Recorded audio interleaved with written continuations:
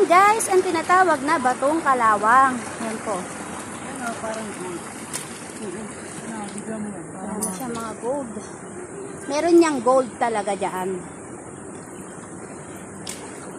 Yung may kalawang di madulas. Makakapekan siya. Yung dilaw niya, yan yung mga gold sa akin. Oo. Tayo na yan. Di ba? Masaya.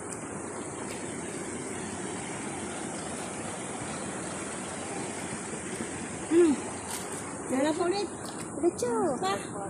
Diretso. Diretso.